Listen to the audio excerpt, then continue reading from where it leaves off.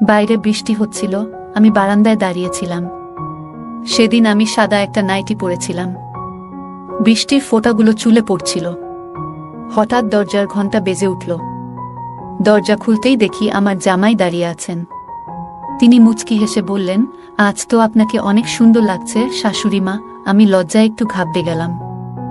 সেদিন আমার স্বামীর সাথে আমার একটু ঝগড়া চলছিল। আমি চাইছিলাম আমাদের সম্পর্কটা ভালো থাকুক, কিন্তু কিছু কারণে আমরা একে অপরের থেকে দূরে সরে যাচ্ছিলাম। সেদিন আমি আমাদের ঘরটা সুন্দর করে সাজিয়েছিলাম। রাতে আমার স্বামী আসবে ভেবে অপেক্ষা করছিলাম, কিন্তু হঠাৎ করে জামাই ঘরে ঢুকলেন। তিনি মজা করে বললেন, এই সুন্দর ঘরের সাজ কার জন্য? আমি হেসে বললাম, এটা একটা ছোট্ট সারপ্রাইজ ছিল আমার স্বামীর জন্যে। জামাই তখন মজা করে বললেন, আপনার স্বামীকে এমন চমক দেওয়ার আইডিয়া ভালো, কিন্তু আমার আসার জন্য কি কিছু বিঘ্ন ঘটল তাই না? আমি হাসতে হাসতে বললাম, না তেমন কিছু না, শুধু একটু ভিন্ন কিছু করার চেষ্টা ছিল। জামাই তখন বললেন, সম্পর্কে মাঝে মাঝে চমক দিয়ে ভালোবাসা বজায় রাখতে হয়। আর আপনি সবসময় এমন উদ্ভাবনী চিন্তা করেন, সেটা প্রশংসনীয়। আমরা হাসিমজার মধ্যে কিছুক্ষণ গল্প করলাম এবং পরে জামাই আমাকে বিছানায় বসতে বললেন। তারপর জামাই আমাকে কিছু না বলেই, আজকের গল্পটা অনেক স্পেশাল, তাই সবাই রেডি হয়ে যাও। বন্ধুরা, দয়া করে গল্পগুলো ভালো লাগলে ভিডিওটি লাইক, শেয়ার এবং চ্যানেলটি সাবস্ক্রাইব করো প্লিজ। আমার বয়স 30 হলেও আমি আমার শরীরের অনেক যত্ন নিতাম, তাই এখনও আমাকে কম বয়সী মনে হয়। আমার স্বামীর অবহেলার কারণে আমি আমার মেয়ে জামাইকে মনে মনে অনেক ভালোবাসতাম। তাকে আমার মনের কথা জানাতাম। আমার জামাই আমার কষ্টগুলো বুঝত, তাই সে আমার পাশে সব সময় থাকত। আমি আমার মেয়ের জামাইয়ের সাথে কিছু কথা বলছিলাম, এমন সময় হঠাৎ আমার স্বামী রাহুল বাড়িতে চলে এলো। সে আগে থেকে বলেছিল যে সে 1 ঘন্টা আগেই আসবে, কিন্তু আজও সে দেরি করল। সময় মতো এলে জামাইকে দরজা থেকে বিদায় জানাতে পারতাম। বাড়িতে এসে সে প্রথমেই জামাইকে জড়িয়ে ধরল, কিন্তু আমাকে দেখল না, যা দেখে আমার একটু রাগ হলো। ঘরে বসে আমি কিছু চিন্তা করছিলাম, জামাইও আমার পাশে বসেছিল। আমি তখন ভাবনার মধ্যে এতটাই ডুবে ছিলাম যে হঠাৎ জামাই আমার দিকে হাত বাড়িয়ে বলল, শাশুড়ি মা, আপনি কি চিন্তায় আছেন? আমি একটু চমকে উঠলাম। সে মৃদু হাসিতে বলল, তাহলে এখানে একা একা কি ভাবছেন? আমি একটু লজ্জা পেয়ে হেসে বললাম, না তেমন কিছু না, কিছু কাজের চিন্তা। আমরা গল্প করতে করতে আমি তাকে আমাদের সাজানো ঘরটা দেখালাম, যেটা আমি রাহুলের জন্য সাজিয়েছিলাম। জামাই প্রশংসা করে বলল, এটা খুব সুন্দর হয়েছে। আমি হেসে বললাম, ভেবেছিলাম রাহুলকে চমক দেব, কিন্তু তুমি এসে পড়লে। জামাই বলল, সম্পর্কে মাঝে মাঝে এমন ছোট ছোট চমক দেওয়া প্রয়োজন, এতে ভালোবাসা টিকে থাকে। এরপর আমরা কিছুক্ষণ গল্প করলাম এবং সে আমাকে বলল, কোনো সমস্যা হলে আপনি আমাকে বলবেন, আমি আছি আপনার পাশে। তার কথায় আমার মন একটু হালকা হলো আর আমি স্বাভাবিক অনুভব করতে শুরু করলাম। কারণ আমাকে আমার স্বামী ভালোবাসে না, সব সময় আমার কাছ থেকে দূরে থাকে আর আমার সাথে অনেক ঝগড়া করে। তাই আমি মনে মনে ভাবছিলাম আমার জামাইকে আমার কাছেই রাখব, তাকে আমার মনের সুখ দুঃখের কথা জানাবো। পরের দিন রাহুল যথারীতি তার কাজের জন্য বেরিয়ে গেল। জামাই তখনও বাড়িতে ছিল। সে জানালো যে 10টায় তার অফিসে যেতে হবে। জামাই অনেক ফিট এবং সুদর্শন, এবং তার ব্যক্তিত্ব দেখেই বোঝা যায় সে দায়িত্বশীল। সে নাস্তা করে নিজের কাজে লেগে গেল। আমি তার কাজের প্রতি যত্ন দেখে মনে মনে খুশি হলাম। জামাই যাওয়ার আগে আমাকে বলল, আপনারা যদি চান আজ সন্ধ্যায় ক্যান্ডল লাইট ডিনার করতে পারেন। গতকাল আমি সময় এসে আপনাদের পরিকল্পনায় ব্যাঘাত ঘটিয়েছিলাম। আজ আমি দেরিতে ফিরব, আপনারা নিজেদের মতো সময় কাটাতে পারেন। আমি হাসি দিয়ে তার কথা মেনে নিলাম, আর মনে মনে ভাবলাম সম্পর্কগুলো কত সুন্দরভাবে পরিপূর্ণ হতে পারে যদি আমরা একটু যত্নশীল হই। রাহুল সারা দিন আমার সাথে খুব একটা কথা বলেনি, যদিও আমি বিকেলে তার জন্য ডিনার রেডি করেছিলাম। সন্ধ্যায় যখন সে বাড়িতে এলো, তাকে কিছুটা ক্লান্ত দেখাচ্ছিল। আমরা একসাথে ডিনার করলাম, কিন্তু আমি তাকে কোনো কিছুতে চাপ দিইনি, কারণ তাকে দেখেই মনে হচ্ছিল খুব পরিশ্রান্ত। আসলে রাহুল আমার স্বামী, এবং আমাদের জীবনে সময় কাটানোর আরও অনেক সুযোগ আসবে। তাই সেদিন তাকে আর কিছু না বলে শান্তিতে ঘুমাতে দিলাম। রাতে যখন সে ঘুমিয়ে পড়ল, আমি কিচেন পরিষ্কার করতে লাগলাম। তখন প্রায় রাত 10টা বেজে গেছে এবং আমি আমার নীল গাউন পরেছিলাম। আমার জামাই তখনও বাড়ি ফেরেনি। আমি ভাবছিলাম তাকে ফোন দেব কিনা। ঠিক তখনই দরজা খুলে গেল এবং সে বাড়িতে ঢুকল। আমি তাকে জিজ্ঞেস করলাম, তুমি কি খেয়েছ? সে জানালো, হ্যাঁ, সে বাইরে খেয়েছে। কিছুক্ষণ পর সে নিজের ঘরে চলে গেল, আর আমি আমার ঘরে ফিরে গেলাম। আমি শুয়ে শুয়ে আমার জামাইয়ের কথা ভাবছিলাম। এইভাবেই দিনগুলো কেটে যাচ্ছিল। আমার জামাই সকাল 10টা থেকে বিকেল 5টা পর্যন্ত অফিস করত। সে প্রায়ই আমাকে বাড়ির কাজে সাহায্য করত। তার এই সহযোগিতা দেখে আমি ভাবলাম, আমার মেয়ে কত ভাগ্যবতী যে এমন একজন যত্নশীল এবং সাহায্যকারী মানুষকে জীবনসঙ্গী হিসেবে পেয়েছে। একদিন আমি রাহুলের কাপড় ঠিক করছিলাম, তার শার্টগুলো ধোয়ার জন্য আলাদা করছিলাম। হঠাৎ আমি তার প্যান্টের পকেট থেকে মুম্বাই যাওয়ার একটি টিকিট পেলাম। আমি তাকে জিজ্ঞেস করলাম, এই টিকিটটা কি? সে বলল, হ্যাঁ, অফিস থেকে আমাকে মুম্বাই যেতে হবে, ওখানে একটা অফিস পার্টি আয়োজিত হয়েছে। আমি তখন ভাবলাম সে হয়তো আমাকে সঙ্গে নিয়ে যাবে। আমি তাকে বললাম, পার্টিতে আমাকে সঙ্গে নিয়ে চলো, আমাদের একসাথে ভালো সময় কাটানো হবে। কিন্তু সে হেসে বলল, এই পার্টি অফিসের সবার জন্য, এটা পারিবারিক কোনো আয়োজন নয়, তাই তুমি যেতে পারবে না। তার কথায় আমি একটু হতাশ হয়ে পড়লাম, কারণ আমি আশা করেছিলাম হয়তো আমরা একসঙ্গে সময় কাটাবো।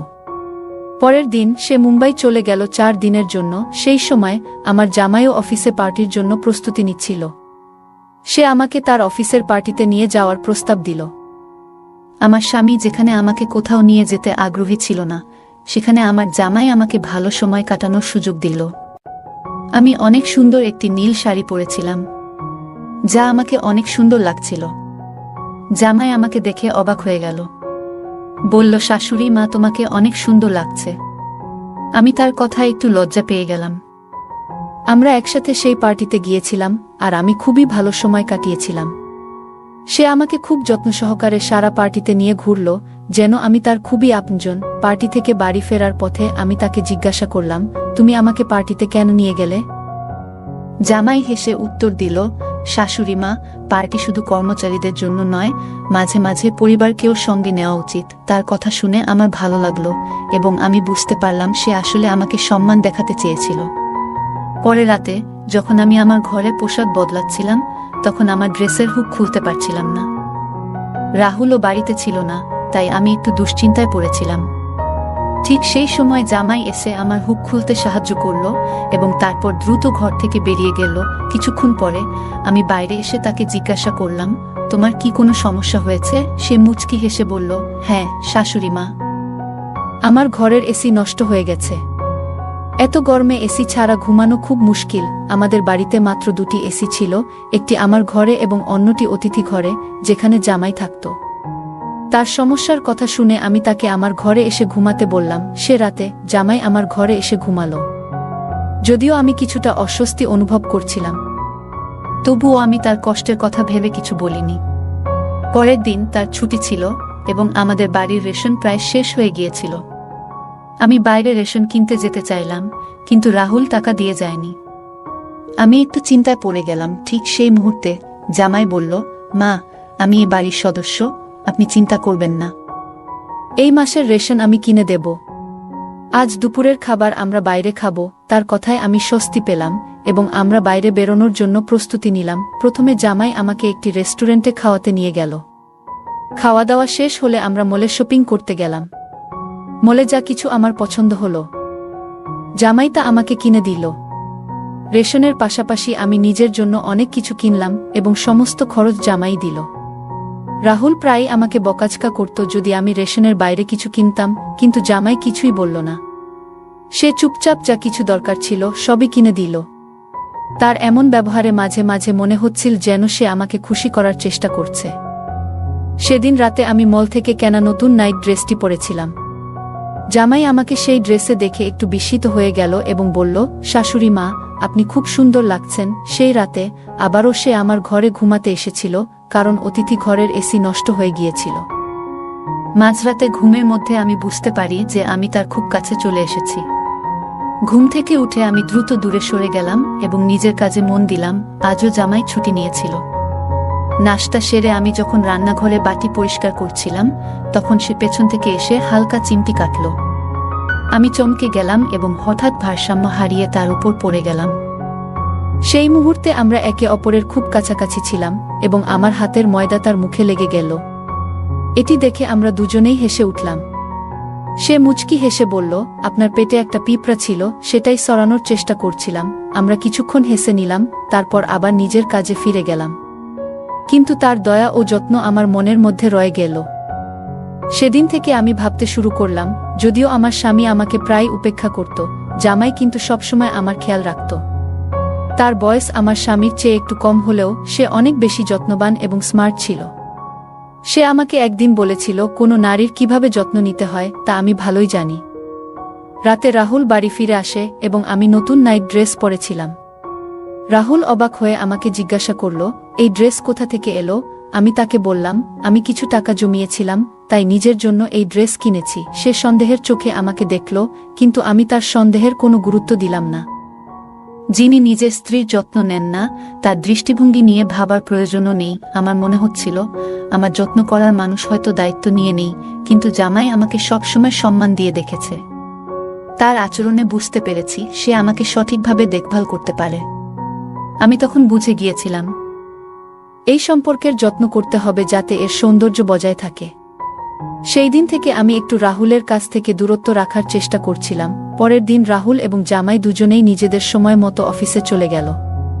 আমি কিচেনে কাজ করতে করতে ভাবছিলাম, আমি কি ভুল করছি? জামাইদের প্রতি আমার আকর্ষণ কি আমার স্বামী রাহুলের প্রতি অন্যায়? এই ভাবনার সঙ্গে আমি একটি পরীক্ষা নেওয়ার সিদ্ধান্ত নিলাম। আমি রাহুল এবং জামাইকে একটি মেসেজ পাঠালাম, আমার শরীর খুব খারাপ লাগছে। দরজা খোলা আছে, আমি আমার ঘরে বিশ্রাম নিচ্ছি। মেসেজ পাঠানোর কিছুক্ষণ পর জামাই দ্রুত বাড়ি চলে এলো। ঘরে ঢুকেই সে আমার ঘরে এসে আমার অবস্থা দেখতে লাগল। তার মুখে চিন্তার ভাব স্পষ্ট ছিল। আমি তখন হেসে উঠলাম। জামাই কিছুটা অবাক হয়ে বলল, এটা মজা করার সময় নয়। আপনি বললেন আপনার শরীর খারাপ, আমি তো খুব চিন্তিত হয়ে পড়েছিলাম। আসলে কি হয়েছে? আমি তখন তার হাত ধরলাম এবং বললাম, আমার কিছু হয়নি, আমি একদম ঠিক আছি।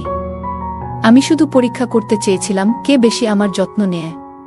তুমি আজ এই পরীক্ষায় পাশ করলে। জামাই আমার কথা বুঝে হালকা হেসে ফেলল। আমরা ধীরে ধীরে কাছাকাছি আসতে লাগলাম, কিন্তু ঠিক তখনই রাহুল ঘরে ঢুকে পড়ল। আমাদের একসঙ্গে দেখে তার চোখ বিস্ময়ে বড় হয়ে গেল। সে দ্রুত এগিয়ে এসে আমাকে জামাই থেকে দূরে সরিয়ে দিল এবং অবাক হয়ে জিজ্ঞাসা করল, এটা কি হচ্ছে? তুমি কি তোমার জামাইয়ের সঙ্গে এভাবে থাকতে পারো? রাহুল খুব রেগে গিয়ে বলল, তুমি একবারও আমার কথা ভাবনি? তোমার কি একটুও খেয়াল হয়নি যে তুমি কি করছা? আমি শান্তভাবে উত্তর দিলাম, না রাহুল। যখন তুমি তানিয়ার সঙ্গে থাকো তখন কি তোমার মনে একবারও আমার কথা আসে?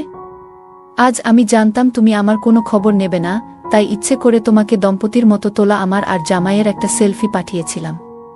মেসেজেও ইচ্ছে করে লিখেছিলাম, আমি তার সঙ্গে ভালো সম্পর্ক তৈরি করছি। রাহুল অবাক হয়ে বলল, তানিয়া, তুমি কি এসব বকছো কেন? তখন আমি তার মিথ্যার সব প্রমাণ তুলে ধরলাম। ওর এবং তানিয়ার ছবিগুলো দেখালাম। আমি তার সম্পর্কের সবকিছু আগে থেকেই জানতাম, কিন্তু এতদিন নিজের দাম্পত্য জীবনের জন্য চুপ ছিলাম। আমি ধৈর্য ধরে বললাম, অফিসের মিটিংয়ের নামে তুমি বাইরে গিয়ে তানিয়ার সঙ্গে সময় কাটাও, তার জন্য অনেক খরচ করো। অথচ আমি যখন ছোট্ট কিছু চাই তখনই তোমার মুখে শুধু খরচের কথা শোনা যায়। আমার সব অভিযোগ শুনে রাহুল হতবাক হয়ে গিয়েছিল।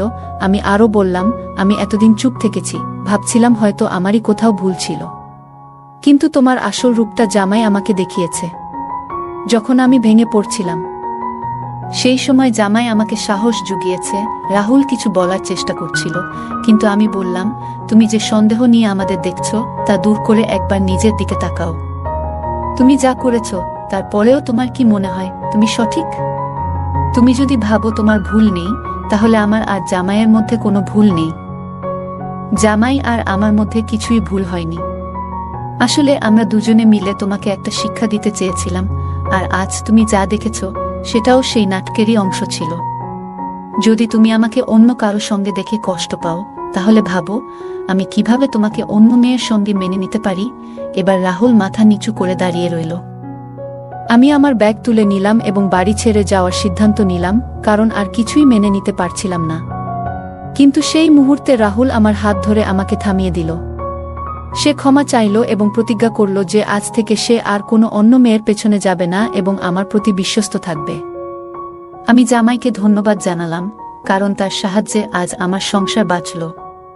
আজকের দিনে আমরা দেখতে পাই যে অনেক পুরুষ ও নারী ভালোবাসার পরিবার থাকা সত্ত্বেও বাইরের সম্পর্কে জড়িয়ে পড়ছে। তবে এটা বোঝা দরকার যে বাইরের কেউ আপনার পরিবার বা সঙ্গীর মতো কখনোই আপনাকে আগলে রাখতে পারবে না।